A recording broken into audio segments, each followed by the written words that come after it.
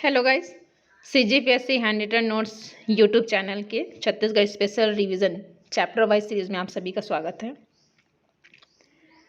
हमने छत्तीसगढ़ भूगोल शुरू किया था जिसमें पिछले 2 क्लास में सामान्य परिचय देखा है। आज से हम देखेंगे भौगोलिक विशेषताएं। हम छत्तीसगढ़ भूगोल को पढ़ने के लिए 4 भागों में बांटा था। पहला में हमने देखा था भौगोलिक विशेषताएं, सेकंड में आर्थिक विशेषताएं, थर्ड में पर्यावरणीय विशेषताएं और फोर्थ में हमने मानवीय विशेषताएं करके बांटा था। हम ऐसे इस आधार पे पढ़ेंगे। आज से हम शुरू करने वाले हैं भौगोलिक विशेषताएं। देखते हैं भौगोलिक विशेषताएं में हमको क्या क्या पढ़ना है। इसमें हम देखेंगे भूगर्भिक संरचनाएं देखेंगे, भौतिक विभाजन देखेंगे, ठीक है, मिट्टी देखेंगे, अपवाह तंत्र, बांध, परियोजना, जलवायु, ठीक है। इतने सारी चीज़ें हमको देखना है भौतिक विशेषताएं में। चलिए देखिए, जो भौतिक विभाजन है वो सबसे लंबा चैप्टर है।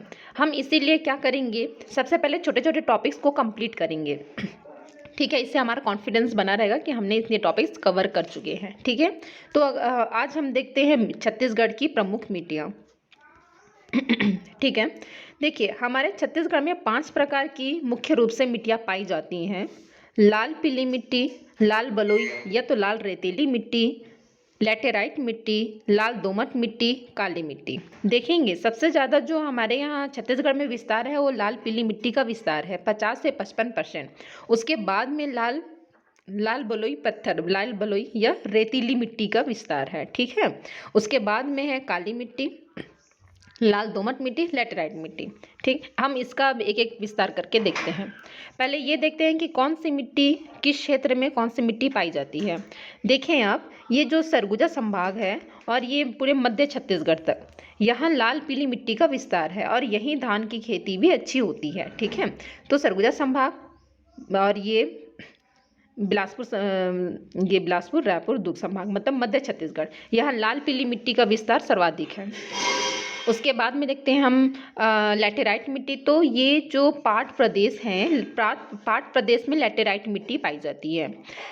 ये चिल्फी घाटी क्षेत्र, कवर्धा, यहाँ काली मिट्टी पाई जाती है और फिर बीच बीच में भी काली मिट्टी पाई जाती है, ठीक है। बस देखिए, याद रखेंगे ना, उत्तर में क्या क्या मिला हमको, लाल पीली मिट्टी, लैटेराइट मिट्टी। अब आते हैं हम दक्षिण में। दक्षिण में है लाल बलुई मिट्टी, लाल दोमट मिट्टी पाई जाती है, ओके। चलिए अब आगे हम इसको कंटिन्यू करते हैं। हम इसको तुलनात्मक रूप से पढ़ेंगे। तुलनात्मक रूप से पढ़ने से चीज़ें हमको याद रहते हैं। यदि हम एक एक मिट्टी का पढ़ते गए तो हमको मिक्स हो जाता है, ठीक है। तो हम तुलनात्मक रूप से पढ़ेंगे। हमारी कोशिश है कि आपको एक ही वीडियो में मिट्टी चैप्टर याद भी करा दें। चलिए हम देखते हैं लाल पीली मिट्टी। सबसे पहले हम देखेंगे इसका स्थानीय नाम, किस नाम से जाना जाता है। लाल पीली मिट्टी को मटासी के नाम से भी जाना जाता है, ठीक है। लाल पीली मिट्टी मटासी। लाल रेतीली मिट्टी टिकरा, ठीक है। लाल रेतीली, जो रेत है, बालू है, वो किस में रहता है, थोड़ी ऊंचाई में रहता है। जो ऊंचाई में रहता है उसको टिकरा कहते हैं, इसलिए इसका स्थानीय नाम भी है टिकरा। लैटेराइट मिट्टी।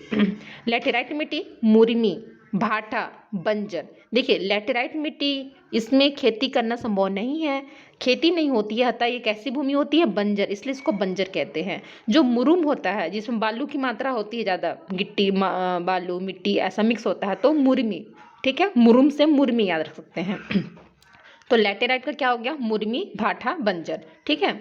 काली मिट्टी, काली मिट्टी को कन्हार कहते हैं। भर्री, रेगुर, गभार, चीका, चीका की मात्रा ज़्यादा पाई जाती है इसलिए चीका कहते हैं, ठीक है। याद रखेंगे रेगुर, भर्री, कन्हार, ठीक है। अगला देखते हैं हम, स्थानीय नाम हो गया, याद हो गया होगा आपको, ठीक है। अगला हम देखते हैं मिट्टी का वर्ग। देखिए मिट्टी का वर्ग थोड़ा कंफ्यूज करता है, इसका याद नहीं होने को करते हैं। हमारी कोशिश है आपको याद करा देंगे मृदा वर्ग, ठीक है। तो लाल पीली मिट्टी, इसका मृदा वर्ग है इनसेप्टिसॉल, ठीक है। देखिए लाल पीली मिट्टी, सर्वाधिक विस्तार लाल पीली मिट्टी का है और धान की खेती इसमें अच्छी होती है। धान हमको, चावल खाने को हमको क्या करता है, सेफ्टी प्रदान करता है, ठीक है। तो लाल पीली मिट्टी को याद रखेंगे, इसे इनसेप्टिसॉल्स कहते हैं। लाल रेतीली मिट्टी,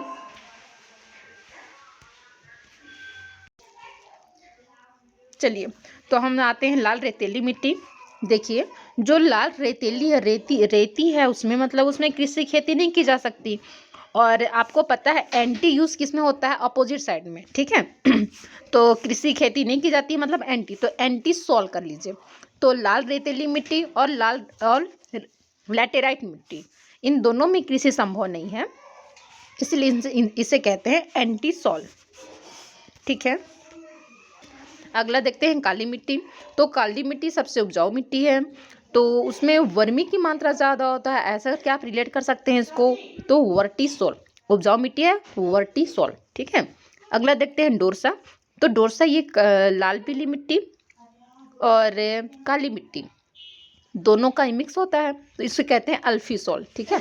इसको याद रखेंगे, अल्फीसोल, ठीक। तो ये हमारा मृदा वर्ग कंप्लीट हो गया। उम्मीद है आपको याद हो गए होंगे।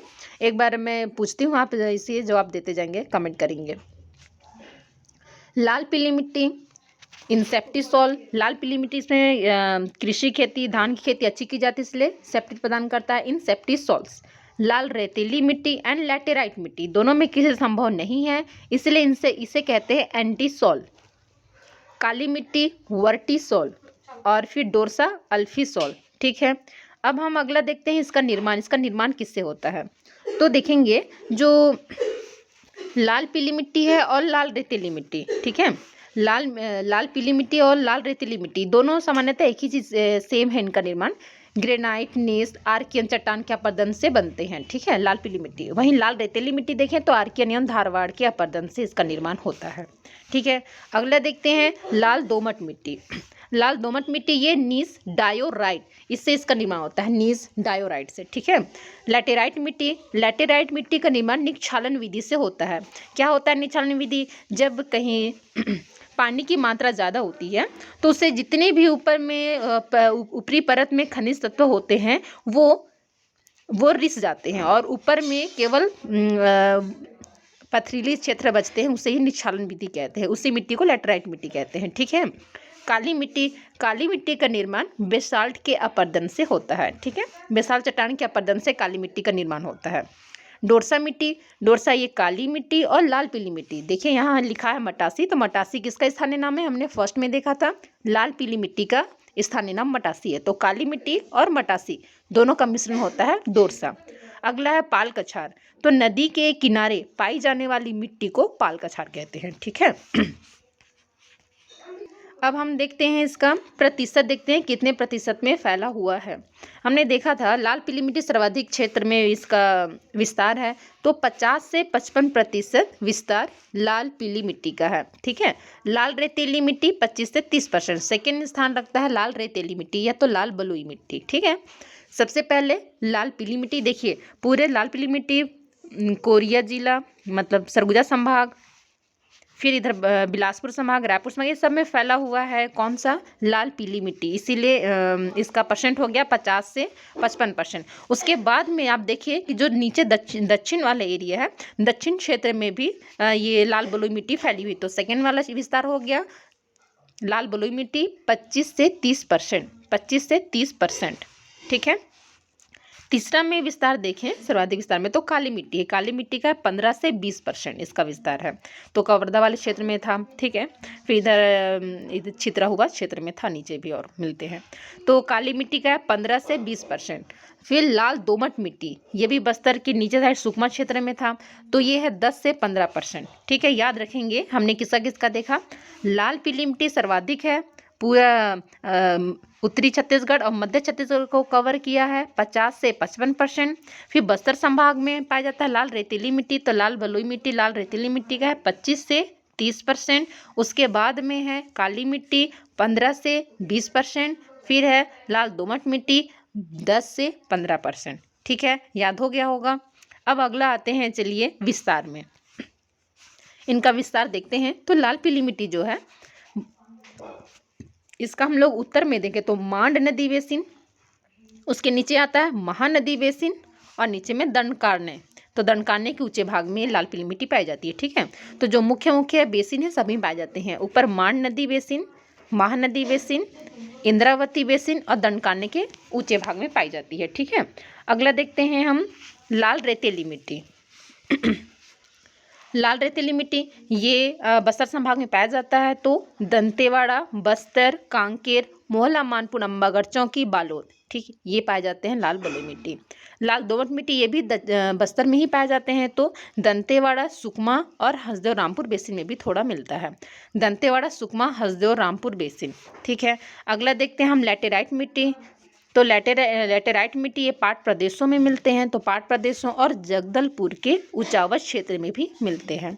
काली मिट्टी ये कवर्धा के चिल्फी घाटी क्षेत्र में, महानदी घाटी के निचले भाग में और पूर्वी बघेलखंड के पठार में, साथ ही दंडकारण्य क्षेत्र में भी इसका विस्तार मिलता है। ठीक है, कवर्धा के चिल्फी घाटी, महानदी घाटी के निचले भाग, पूर्वी बघेलखंड और है दंडकारण्य क्षेत्र।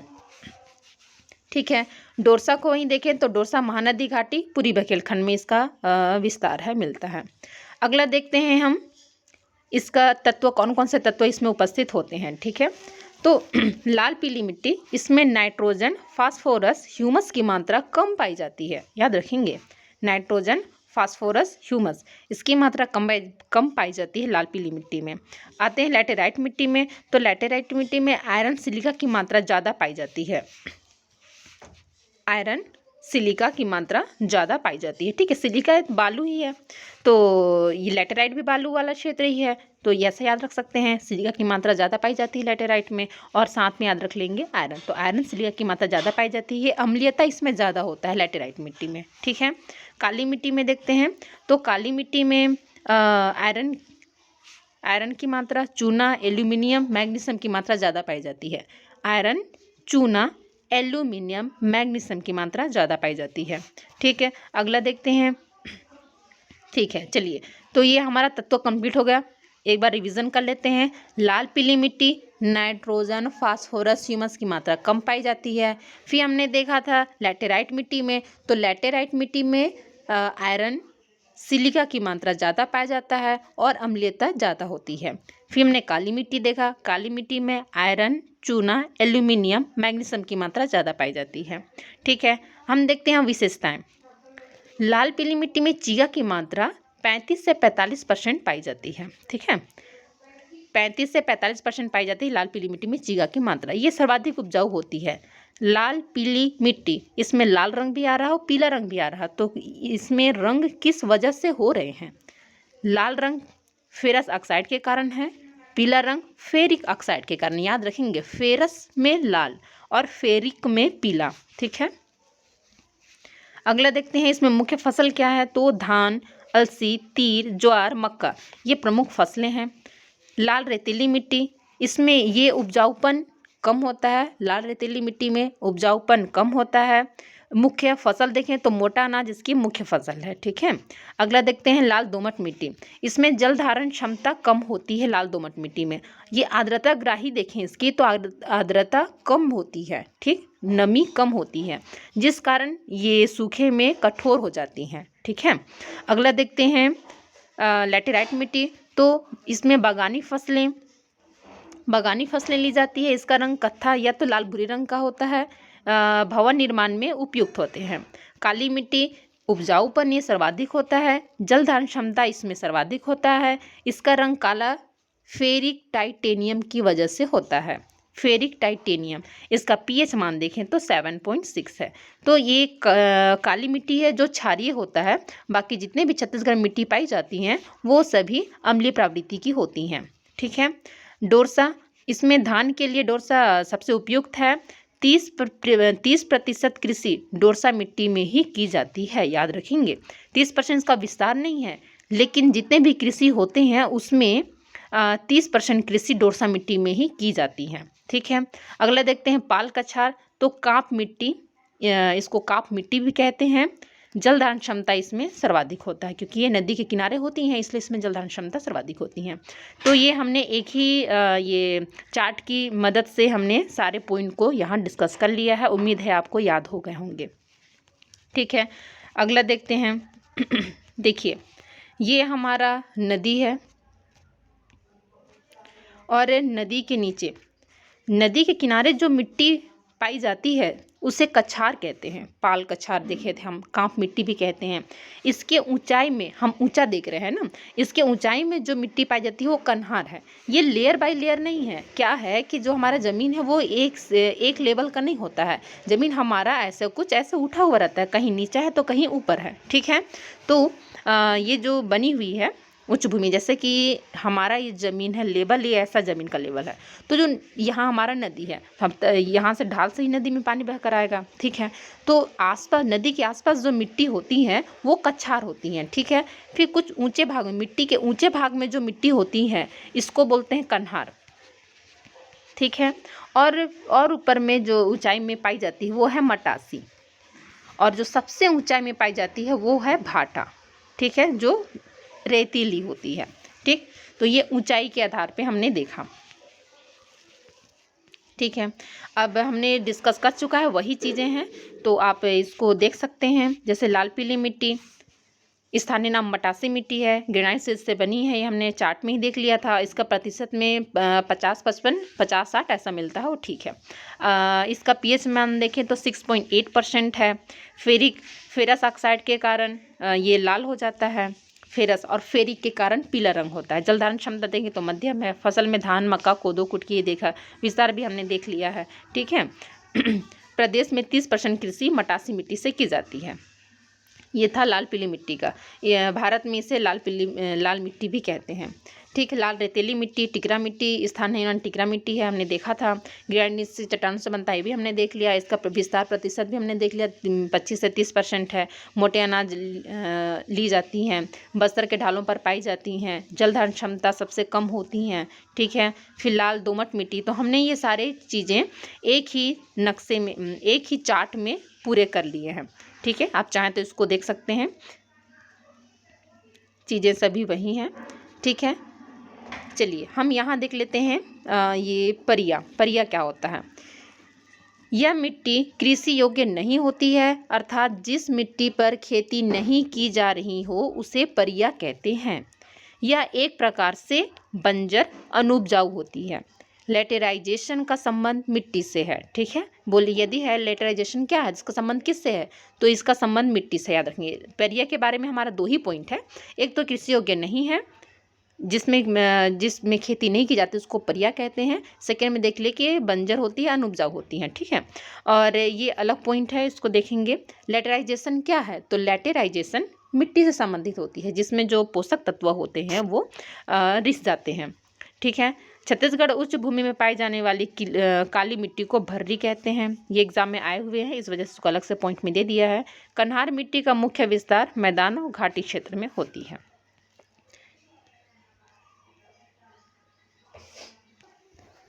जो इस चैनल में नए हैं, सब इस चैनल को सब्सक्राइब कर लें, और ऐसे ही वीडियो डालते रहेंगे।